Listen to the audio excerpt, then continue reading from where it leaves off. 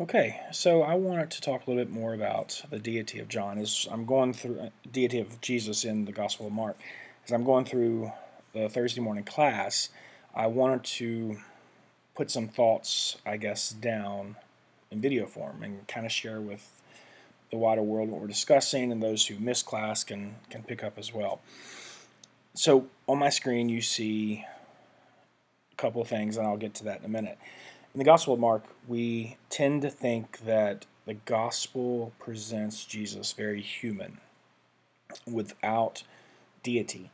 John is often the Gospel that we turn to make sure we all understand that Jesus is in some way God.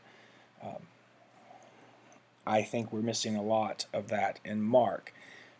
I think that Mark is telling you from the very start that Jesus is God. Yes, he says, John says, I've come to prepare a way and all that good stuff, and way of the Lord, and all of a sudden Jesus shows up, and it's like, oh, that's a nice coincidence, or we can explain that away with a couple of different things. Mark opens his gospel in a way that calls back to where this is the word of the Lord, this is the gospel of Jesus. So Mark is again kind of putting Jesus in the place of Yahweh in some way, but that doesn't necessarily mean that Jesus is God, deity. It could be that Jesus is an angel of some sort, and I accept a lot of those premises. It doesn't mean that I agree that Jesus is not God in the Gospel of Mark. It just means that we can see how scholars get that conclusion. One of the things I talk about in my book on the mimetic criticism of the Gospel of Mark is that Mark hides a greater message in his book by referring to oftentimes the Old Testament. One of the things I want to bring to your attention is this book. That's right, I purchased it because I love the book. But I think that if you start here with Mark and the Elijah-Elisha narrative, and you start to understand what Mark's doing in Mark 6 and 8, then you can go ahead and pick back up right here where we are. Now, in Mark 1:40, Jesus has already established himself, and so as a miracle worker, as a healer, why is he angry? Now, some of your translations says that Jesus was moved with pity or compassion. This is a textual issue, of course, but I believe that Jesus was moved to anger. The reason is I think that this is such an out-of-character motif that Mark is using this to call attention to something going on. In my book, I kind of tell you more about the language connection in the original between Mark 1:40 and 41 with 2 Kings, or in the Septuagint, 4th Kingdoms, but 2 Kings 5:1 through 11, when Elisha heals a leper. It's more than just that Jesus, who is acting in the mold of the prophet Elijah and Elisha, is healing a leper, and that Elisha heals a leper. The language connection actually kind of goes deeper. But one of the things that I want to hear, or want you to hear, is that Mark is asking a question, and he's trying to call your attention to something. So Jesus is moved to anger. But the question is if you will, can you make me clean? We have to go back to 2 Kings or 4th Kingdoms to understand where that question comes from. So you can read 2 Kings 5. Naaman sends a letter, and the letter gets to the king of Israel.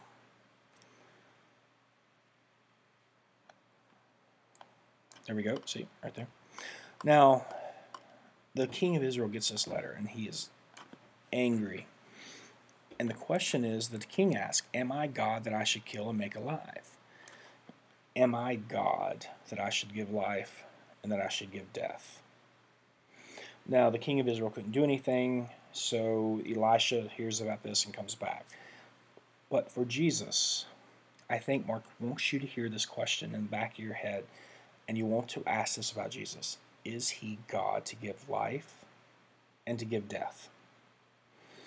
And so when we see the word angry, it's such an out of character for Jesus because he has no problem healing, he has no problem doing these things, but yet suddenly he's angry here. Did he maybe not sleep well that morning? Does he not like the guy? Does he just not want to be touched by the leper? None of those things make sense. Yes, Jesus is very human, but I think that Mark is trying to get you to ask the question, is Jesus God? And when you're reading this, Jesus should be asking out loud, am I God? Because Jesus is the King of Israel, that I should kill and make alive. And that's where chapter 2 comes in at. Remember, we don't have chapters and we don't have verses in the original gospel. It's all Greek.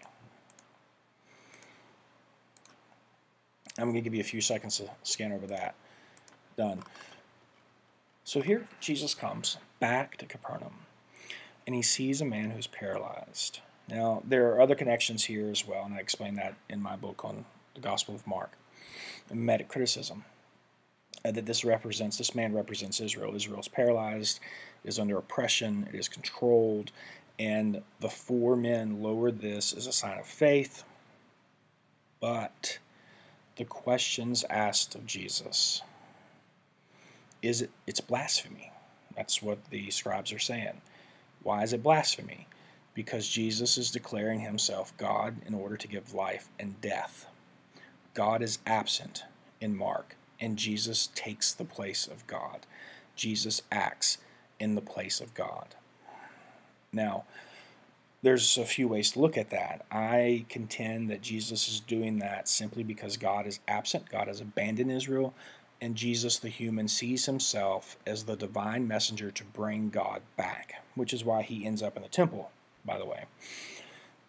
And there's a lot more to it. But for right now, what you have to hear in Mark 1:40-41 is a story of the leper. And the whole point is the king of Israel could not do anything because he was not God. Yet Jesus, the king of Israel, suddenly starts to give life where God does not. And so that's why it's such a thing about blasphemy. Who is Jesus to forgive sins? Who but God can forgive sins? Who but God can give life and death? So if we hear the story in Mark 1, verses 40-41 first, and we hear that hearkening back to the leper, we hear what the king of Israel says, then we read Mark 2, the very next story where Jesus again gives life. And the question remains, who but God can forgive sins? But the king of Israel is already answering, am I God that I should kill or make alive? That's the question Mark wants you to answer. Is Jesus God to do what he's doing? All right, so that's about it. I can tell you to buy my book. I would get Adam's book first, and then you can read mine as I'm going back through to edit it and add a few more things.